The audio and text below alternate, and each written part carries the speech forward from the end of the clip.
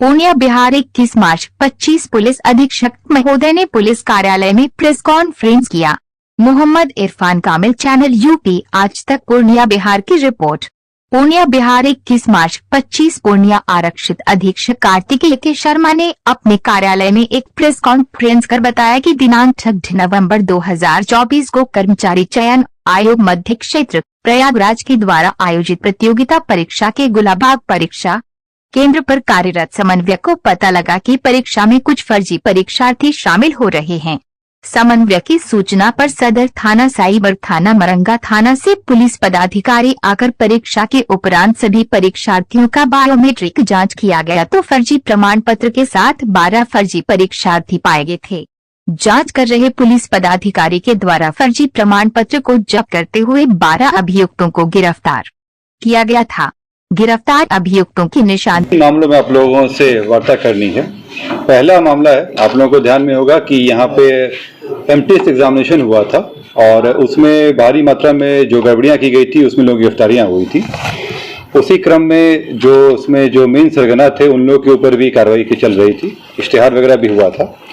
इसमें जो प्राथमिक अभियुक्त थे रोशन कुमार उर्फ रोशन मुखिया, इसकी गिरफ्तारी कर ली गई है।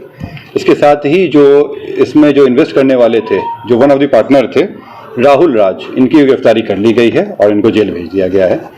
खास बात यह है कि ये लोग यहाँ की घटना करने के बाद भी अलग अलग सेंटर खोले हुए थे। पटना में भी एक सेंटर लोग शुरू किए थे और सहरसा में भी इनकी प्लानिंग चल रही थी। जब पटना में से इनकी गिरफ्तारी हुई तो वहाँ से पता चला कि जो रेलवे का जो एग्जामिनेशन होने वाला था ALP, उसके लिए भी इन लोगों के द्वारा इस तरह का कार्य किया जा रहा था। वहाँ भी सेंटर बनाया गया था।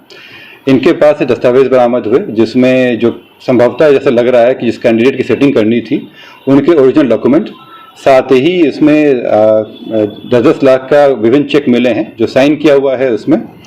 तो ये इससे प्रतीत हो रहा है कि इनके द्वारा अभी भी ये कार्य किया जा रहा था और जो ALP का एग्जामिनेशन होना था, जो अभी फिलहाल आगे के डेट के लिए टाल दिया गया है, उसमें भी इनकी तैयारी थी इस चीज़ को लेकर। इनके द्वारा अन्य पार्टनर का नाम दिया गया है इसमें, तो जो इसमें 2-3 और लोगों के नाम इसमें आए हैं सामने, उन लोगों पर भी कार्रवाई की जा रही है। बचे हुए जो इसमें 3 लोग और हैं उन पे हम लोग कुर्की के लिए अप्लाई कर रहे हैं, उनकी कुर्की की जाएगी। पटना से।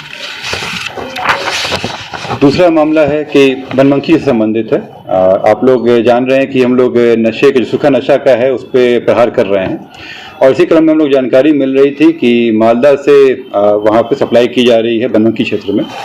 और उसी क्रम में सूचना संकलन करते हुए हम लोग टीम बनाए थे और उसमें SDP बनमनखी के द्वारा इसको लीड किया जा रहा था इसमें।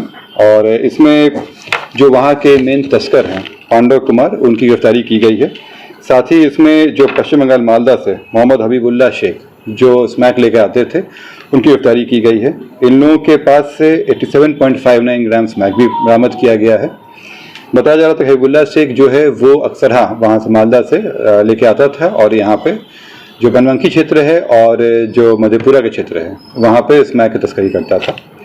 इसमें जो वहाँ के लोकल सप्लायर थे दीपक कुमार और मुकेश यादव की गिरफ्तारी कर ली गई है इसमें इन लोगों के पास से मोबाइल फ़ोन वगैरह बरामद हुआ है और हबीबुल्ला शेख के मोबाइल में कई लाखों का ट्रांजैक्शन है और उससे हमें जानकारी मिल रही है कि यहाँ पे कई लोगों से कांटेक्ट थे और वो सप्लाई करने आता था। सर, पांडव तो बहुत तरह के मामले पहले से भी, बिल्कुल पहले से भी वांटेड था वो। कहाँ का है पांडव? पांडव जो है वो मुरलीगंज का रहने वाला है।